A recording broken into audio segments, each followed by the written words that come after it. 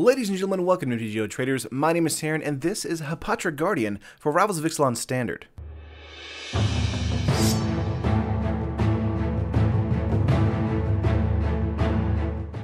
So I wanted to make a Golden Guardian deck that was fun, that was kind of cheap, and really interactive. And in the middle of the deck creation process, SPMTG came out with a video about the Golden Guardian deck. It is awesome, you should definitely check it out, linked it in the description for you guys.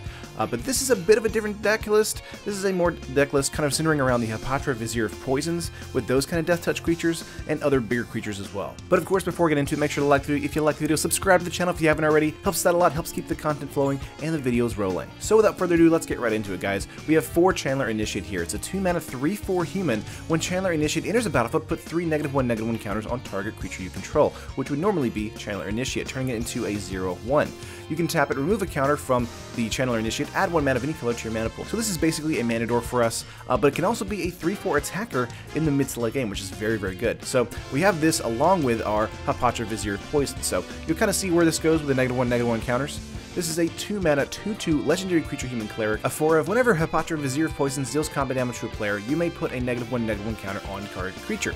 Whenever you put 1 or more -1/-1 counters on a creature, create a 1/1 green snake creature token with Death Touch. So the 1/1 Death Toucher is the point here for the Golden Guardian to fight with. So Hapatra with the Chandler Initiate here really is a great situation for us to be able to make some 1/1 snake death touch creatures, which is great. But that's not all. Mostly all of the creatures in here give -1/-1 counters. Moving up here to the 3-mana slot, we have Amit Eternal. This is a fantastic 3-mana drop for us. It's a great attacker, but also a great way to get -1/-1 counters. This is a 3-mana 5/5 zombie Crocodile demon with a flick for 3, which means whenever this creature becomes blocked, defending player loses 3 life, and whenever an opponent casts a spell, put a -1/-1 counter on Amit Eternal, which is very, very good. And whenever Amit Eternal deals combat damage to a player, remove all -1/-1 counters from it. So it has the ability to kind of shrink and grow as it needs, which is very, very good for us. And it's also very good because it is a 5 power and toughness creature, which means if we do fight it with the Golden Guardian, it means the Golden Guardian will die with Amit Eternal being alive. So moving up to some more creatures with some -1 counters on them, we have Villisca Spider. This is a 3-mana 1/4 spider with reach. Reach is very important for this creature. Whenever Villisca Spider deals combat damage to a player, or a creature, sorry, not a player, put a -1 counter on that creature.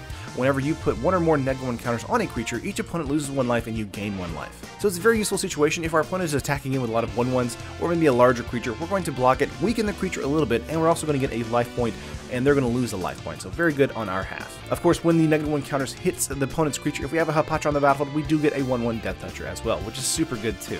Next up here for us, we have Crocodile of the Crossing, another -1 counter placer for us. This is a 4-mana 5/4 Crocodile with haste, and when Crocodile of the Crossing enters the battlefield, put a -1 counter on target creature you control. Keep in mind we can use those -1 counters on a Golden Guardian as well, so it can turn from a 4/4 into a 3/3 or 2/2 and so on, and then fight something else and then just immediately die, prompting a flip. But Crocodile of the Crossing is a 5/4 with haste for 4 mana. Very, very good, very, very powerful. And if we don't have anything on the battlefield, it's just going to be a 4/3 with haste, which is still pretty good for 4 mana. And now moving up to the key card in the deck, besides, of course, all the Hapatra stuff, we have Golden Guardian. This is a 4-mana 4/4 defender. You can pay 2. Golden Guardian fights another target creature you control. When Golden Guardian dies this turn, return it to the battlefield transformed under your control. So the key thing here is Golden Guardian can actually die after it's fought something and not die from the fight. So if it fights something and then it just kills that thing, then if you prompt a kill to Golden Guardian, it's still going to be able to flip this turn, which is awesome. And when it flips, it turns into Gold Forge Garrison. This is a land that can add up to 2 mana of any 1 color to your mana pool, which is really cool. And we can pay for, tap it, create a 4/4 colorless golem artifact creature token, and put it into play, which is very, very good. It means that we're going to basically build out 4/4s for life. So in the mid to late game, if our opponent does not have a Field of Ruin or something like that to deal with the land here, if they give us a couple turns, the Gold Forge Garrison is just going to be a monster powerhouse that they just can't overcome. In testing, this prompted a lot of scoops. And the last 2 creatures in here for the creature slot we actually have is 2 Gonti Lord of Luxury. This is a 2 of 4 mana, 2/3 legendary creature, Aetherborn Rogue with Death Touch. And when Gonti enters the battlefield, look at the top 4 cards of the opponent's library, exile 1 of them face down, then put the rest on the bottom of the library in any random order.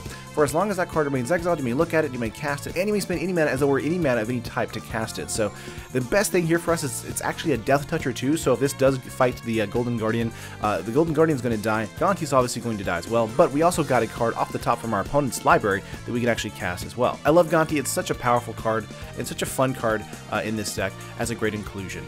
That is all the creatures in the deck. Let's go on to spells here. We have Removal. This is a 2-of Fatal Push. It's a 1-mana instant. Destroy target creature that has converted mana cost 2 or less, and of course Revolt. Destroy that if it has converted mana cost 4 or less, instead of a opponent you control left the battlefield this turn. So if we have a Golden Guardian killing something on the battlefield, it actually triggers Fatal Push, which means we can actually Fatal Push our own creature, which is pretty cool, flipping the Golden Guardian. So that's nice. But another great way to use this also is we also have Lethal Sting. This is a 3-of 3-mana sorcery. As an additional cost to cast Lethal Sting, put a -1 counter on a target creature you control. And the secondary effect is destroy target creature. So put a -1 counter on the Golden Guardian, have it fight something, or lose that fight, or put a -1 counter on something else, triggering a Hapatra, and then just kill the Golden Guardian after a fight. You can kind of see where this goes. This is also just a decent way for us to actually just get a 1/1 Death Toucher as well if we have Hapatra on the battlefield, and just kill an opponent's creature outright for 3 mana, which is not bad either. The last bit of removal here is a 2-of Vraska's Contempt, a 4-mana instant. Exile target creature or planeswalker, you gain 2 life. So very nice for us. Gaining the 2 life is fairly important against the mono red aggro decks right now, but being able to exile the Scarab God, Torrential Gearhulk, you get the drift. Anything like that has recursion, we want to make sure it's being exiled with Vraska's Contempt. And the last 4 cards in here in the deck, besides lands, are 4 Nest of Scarabs. You know what's in here? It's a -1 deck with Hapatra. It's a 3-mana enchantment. Whenever you put 1 or more -1 counters on a creature, create that many 1/1 insect creature tokens. I wish they had Death Touch, but they do not. But it's very, very nice for us as being able to kind of build out our board state, go very, very wide, and hopefully use those as ways to put -1 counters on those creatures as well. So we can destroy them by putting a -1 counter on it, and it also creates another 1/1 insect for us, which is really nice. This deck is all about that recursion, you know what I'm saying? A lot of good value there.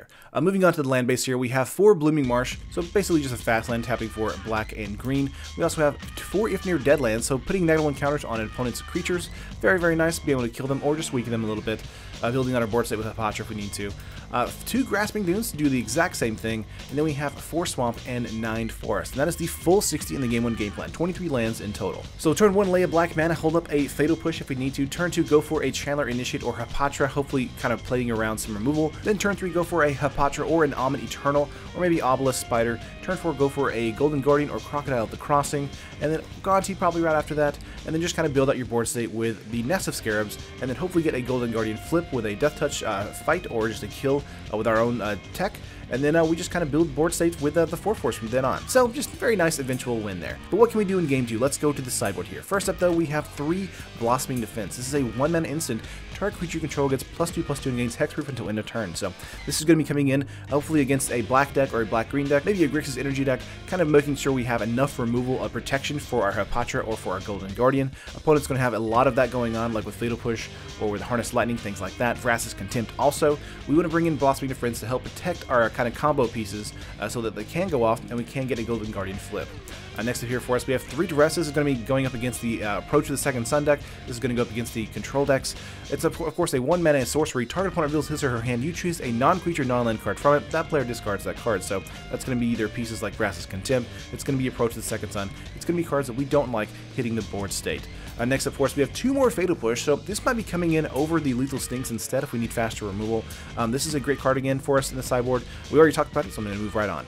We have 3 Naturalize here for the Mardu Vehicles list, as well as any other kind of artifact list with like the Golden Godfrey's Gift, things like that. This is a 2-mana instant, destroy target artifact or enchantment. So keep in mind it also does destroy enchantments, so those 1 over 2 of random like curse decks that are in the format, Naturalize is going to deal with them very, very quickly. Next up for us, we have 2 Aethersphere Harvester. This is a 3-mana artifact vehicle, a 3/5. It's a flying vehicle also.